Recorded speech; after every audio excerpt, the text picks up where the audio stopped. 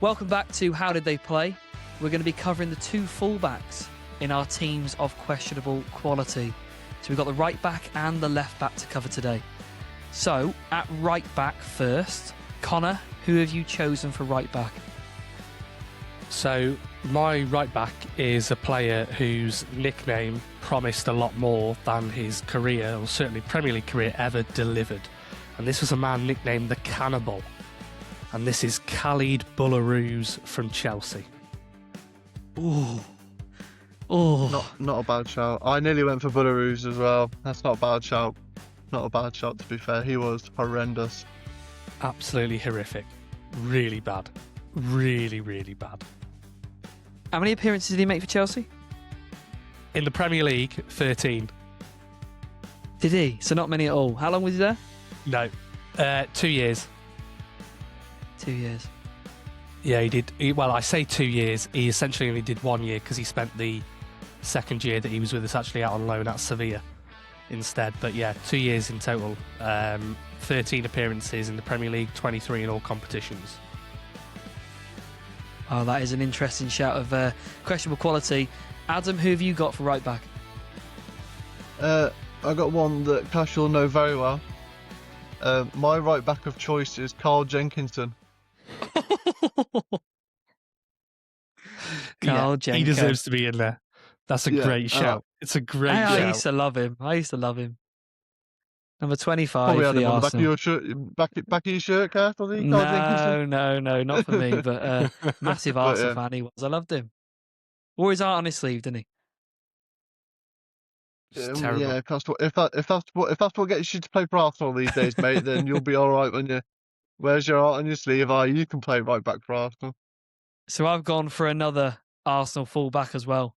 And I was saying to you both off air, like when we're choosing these teams of questionable quality, I keep going to the Arsenal players because it's the ones that you know the best. Like Con, you've gone for Chelsea again because you know them the best, and you've chose Carl Jenkinson because I'm guessing because of his shocker in the 8-2 loss. He was appalling that day. He's bad anyway, but he was appalling. Yeah. He just wore his heart on his sleeve, bless him. But the player that I've gone for. Bless him. Premier League right back has a bad day. Bless him. Oh, bless him. The player I've gone for at right back, you'll know who I've chosen. Emmanuel Eboue. Yeah, I had a funny feeling that it would be Emmanuel Eboue. I think it was probably either him or Lichtsteiner, but yeah, I knew it would be Eboue. Yeah, I could have gone Lichtsteiner. There's a lot of Arsenal players in this team already, to be fair. In our teams already, to be fair. So Arsenal players are doing quite well. Yeah, Emmanuel Eboue. I've got a feeling there'll be plenty more yet. Oh, yeah. All right, let's cover the right backs first then before we dive into the left backs. So Boulahrouz. Why did it go all so wrong for him? Well, he had quite a big reputation. He was playing in Germany before he came to Chelsea. He was at Hamburg. And as I mentioned already, he got that nickname, the Cannibal. He was known for eating up attackers, his tough tackling approach, and he was playing at right back or centre half. So Chelsea went and splashed out £8.5 million for him, and he was supposed to bring some aggression, some versatility, and a bit of bite. And instead, what we got really was a lot of inconsistency, very, very rash player, and a lot of unconvincing performances. He had that quite high expectation of he's going to come in, he's going to be a tough player in this back line. A back line that already was quite well established and pretty decent, He came in 2006. We'd won the title 2 years in a row. Before this, we'd had the 04-05 season of that back four of Ferreira, Terry, Carvalho and Gallas that had only conceded the 15 goals. So Boulahrouz was coming in and was expected to play a big part in our defence, along with Ashley Cole came in that summer as well. So 2 new fullbacks that came in, and obviously he just did not ever nail down a first team place. He was just incapable of doing so. And I mean, he was just terrible to watch. He looked so uncomfortable. He looked like he'd been told, all right, you're playing at right back today, 5 minutes before kickoff. And all of a sudden it was like, oh, what do I do at right back? How do I play here? That's what it looked like when he used to play. The most odd thing about this transfer for me was he came in as a right back, yet he was given the number 9 shirt. What? Fair play. Khalid Boulahrouz wore the number 9 shirt at Chelsea. Who wore it before that? So before that, it would have been Hernan Crespo, I think, would have had it just before that. That's a big Wow. drop off, that, isn't it? From Yeah. Hernan Crespo to Belarus. Not only would Belarus not be playing up front, he'd be playing at right back. Yeah. Oh dear, that's a big drop off, that. That's crazy, Yeah, isn't so- it? That is absolutely mad. Well, I used to think when I was younger and watching him, I was thinking, oh, maybe he's one of those like strikers that's converted to a defender. I remember Shrewsbury Town had Kelvin Langmead at centre half, who used to play as a striker because he was a big lad that couldn't really move a lot. So I thought maybe he used to be a striker. He didn't. He was signed as a defender. He'd been a defender all his career and was just given the number 9. And there's actually no good reason for it because I researched into why he was given the number 9 shirt. It was just because the number 9 shirt was available at that time. That's literally it. That's it. The number 9 shirt was available, so they gave him the number 9. Like, if you're signing for Chelsea and they say, what number do you want? Obviously, you want number 9. Obviously, you do. But it doesn't mean you actually... The club should have some more control over it. Or maybe they thought, oh, I've been playing right back, and if they give me the number 9, I get to play up front every week. Maybe you should have... Was it... Gone. Maybe that's where he should have played. Maybe he'd have been more useful there. Because, I mean, when you look through his stats, 13 Premier League appearances. In those 13 Premier League appearances, we only ever kept 3 clean sheets. He played 818 minutes in the Premier League for us over the 2 years. And my favourite stat of his is that he, in his season with us, he made 2 successful tackles. So the man known as the Cannibal for biting at attackers and being tough tackling and fierce and aggressive made 2 successful tackles in his career at Chelsea. That's mad. Oh, how important do you think like numbers are in terms of the positions that they played? Because I was reading I'm currently reading the book Inverting the Pyramid, and they say about how the numbers first came about and how the numbers on the shirt and then the names on the shirt and how they used to simply just represent where they played, and how the game's evolved now. The numbers we recognise today wouldn't be the numbers necessarily recognised with playing certain positions. But how do you think they actually link up? Because in Italy, they just wear random ass numbers, don't they? They wear random numbers, really high numbers, like they're in an NFL team. You know, remember Ronaldinho was 80, wasn't he? Yeah. They wear random numbers.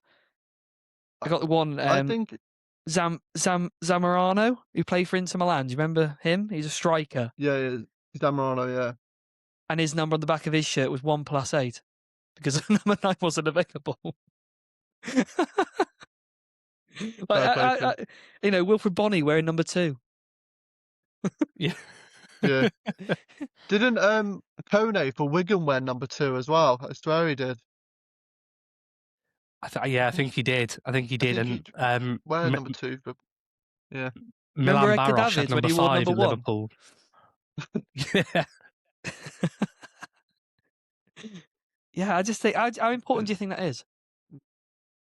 I think it's massive. I think the squad numbers are huge. It's one of the parts I really, really love about playing Football Manager is at the start of the season allocating those numbers to players, and I always do it unless they're a team I know where I know the squad numbers that players have already got, and I don't want to change them too much because some of them have got a favoured number that they'll kick off if you change it. If I don't know the squad that well, I am doing it by position, and I'm doing it, my 1 to 11 is ideally the players that are starting in my team. I also think that it's actually quite important in terms of obviously just being easier to deal with, I suppose. You don't want Edgar Davids being number 1 and you think he's going to be playing in goal, or Belarus playing right back, but he's number 9. It's just weird. But I also think obviously the 3 clubs that we support, there's a lot of tradition in the numbers as well. Like, you wouldn't get number 7 for Man United these days being a bloody right back, would you? You wouldn't get number 14 for Arsenal being a left back. You wouldn't necessarily get number 9 or number 10 or even, I suppose. But that's because players make the numbers, isn't it? But, the players make obviously, the numbers. But you can't, I just think that, it's like like Harry Maguire at Man United being number 7 doesn't Yeah, fit, does it it? wouldn't fit. It's It like wouldn't fit. it wouldn't fit. It doesn't fit, which I think is why it's important because I think it helps with the image as well. I mean, you look at Ronaldo, the whole CR7 mantra around him and his persona outside of football and his brand, so to speak, is literally down to the fact that he wore number 7. So I think numbers are massively important. So we got Belarus obviously playing for Chelsea, shockingly bad. And he went on to have a career elsewhere, Con, or not really? Well, I wouldn't really say he went on to have a career elsewhere. He became a little bit of a journeyman around Europe. He had the loan spell at Sevilla. He went back to Germany and played for Stuttgart. He went over to Portugal and played for Sporting. He played for Brøndby, and he played for Feyenoord, but never really quite settled. He just seemed to have very little impact anywhere he went. Really, he'd made most appearances at the clubs before he joined Chelsea, RKC Volvic, I think that's how you say it, and at Hamburg. After that, the most appearance he made for a club then was at Stuttgart. He made 64. But you look at where he went, he went to Sevilla on loan, played 6 times, went to Sporting, played 11 times, Brøndby, he played 13 times, Feyenoord, he played 12 times. So in a career that lasted sort of at senior level, 14, 15 years, he only ever made 235 appearances, but also managed to make 35 appearances for the Netherlands as well somehow. So yeah, didn't really go on to light anything up anywhere else, and don't think he had done before he came to Chelsea.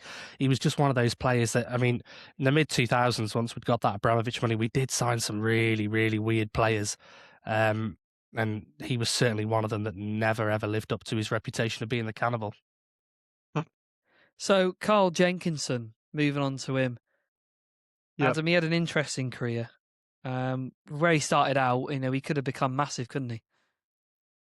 A very interesting career. I mean, maybe he went on to Arsenal a bit too early in his career, in my opinion. So he started off football life with Charlton Athletic, made 8 appearances for them, then had 2 early loan spells to Welling United and Eastbourne Borough.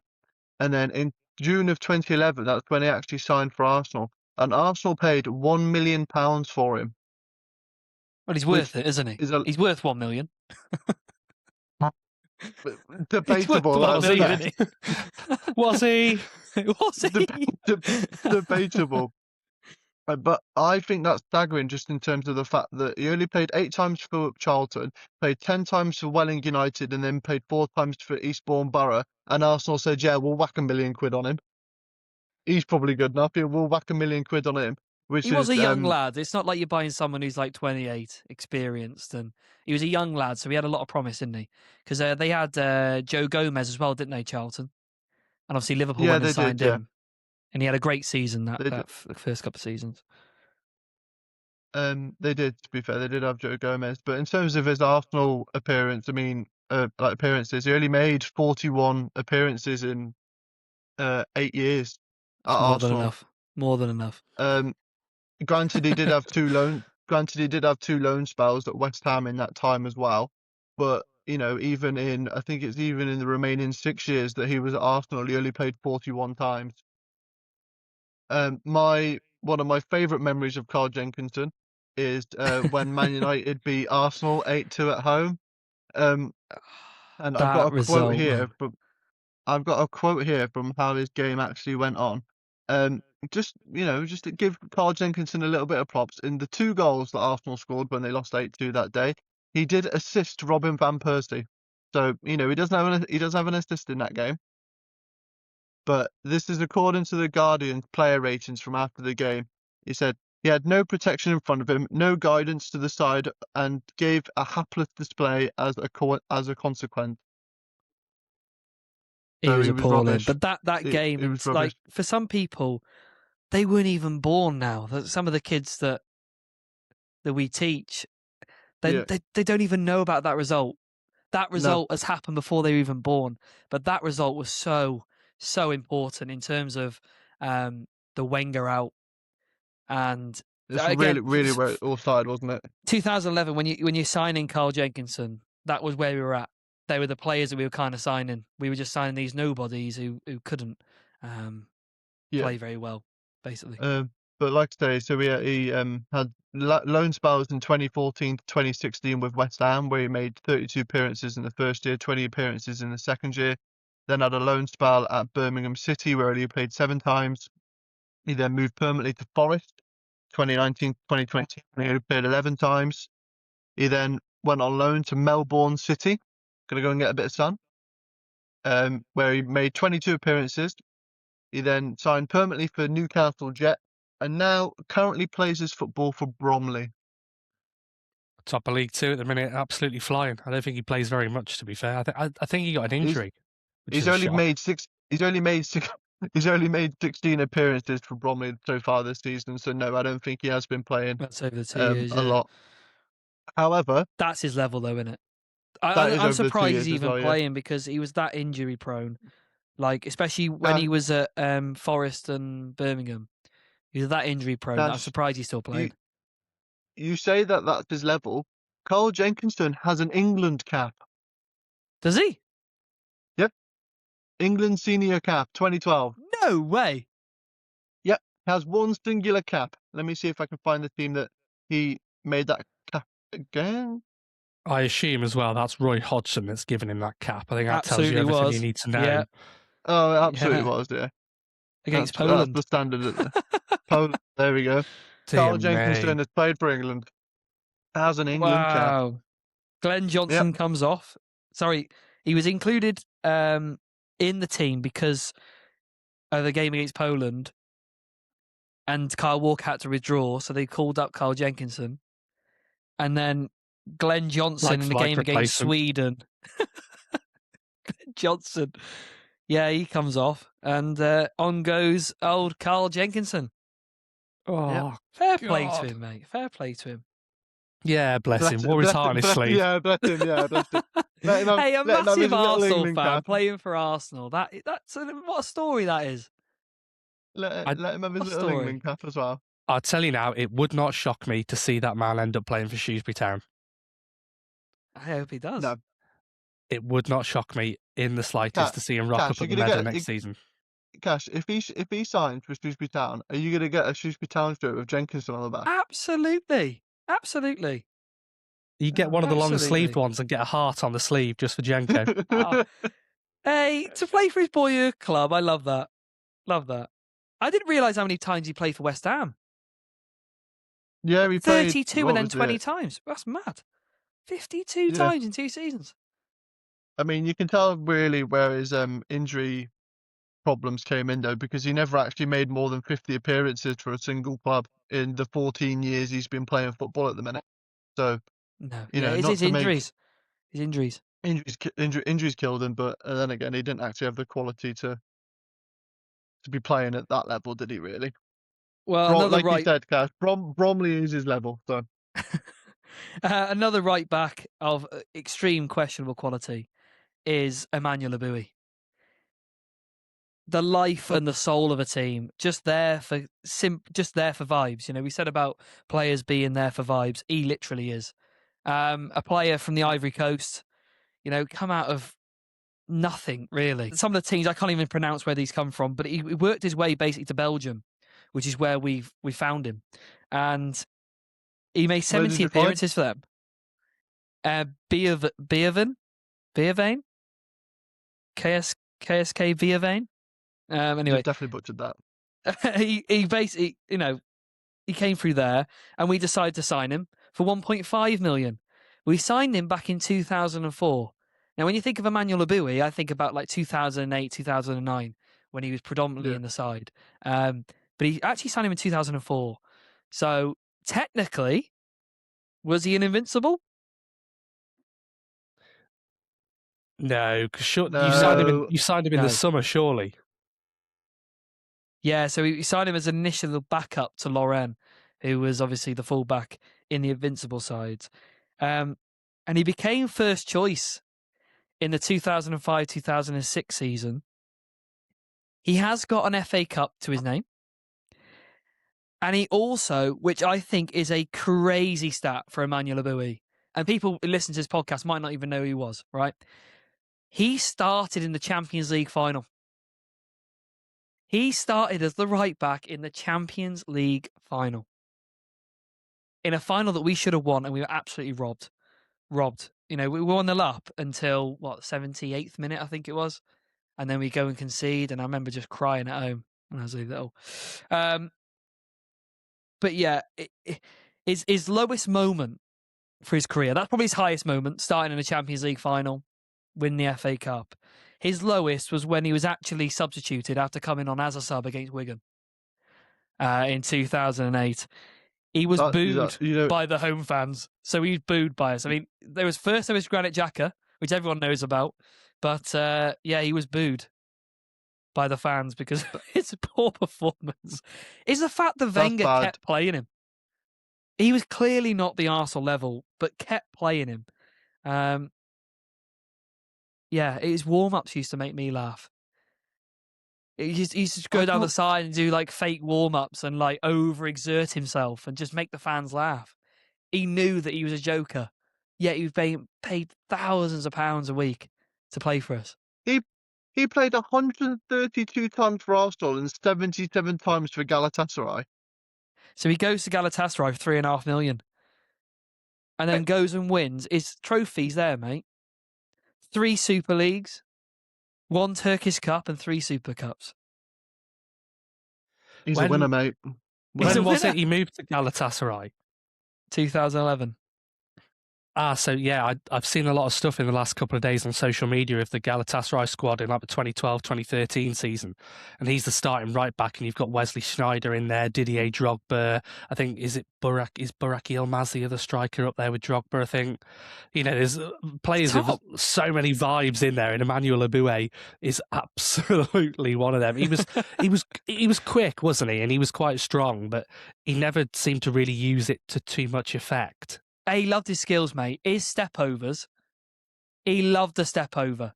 Every single time he'd get the ball, he'd try and do a step over and then put in a cross. He's just hilarious. But how did he play? How did he play so many times for us? I know that was the banter era. I know that, but Eboue doing a step over, Cash, is like what you look like when you do a step over. He goes on to Sunderland. After Galatasaray, so after winning all the things he did there, goes on to Sunderland. He's banned by FIFA for a year. Don't know if you knew that. Over an agent dispute, when he was at Sunderland. And his contract was terminated. And then his career ended. And, he just looked tactically inept in the sides. And the fact that he's played so many times for Arsenal, crazy. I think go on. There's a real talking point at the minute, though, isn't there? How we've both picked 2 Arsenal right backs from basically the same era, and both of them are absolutely awful. If you have an Arsenal left back, Cash, and I have an Arsenal left back, this could be trouble. Tune in for the next episode where we look at the left backs in our TQQ.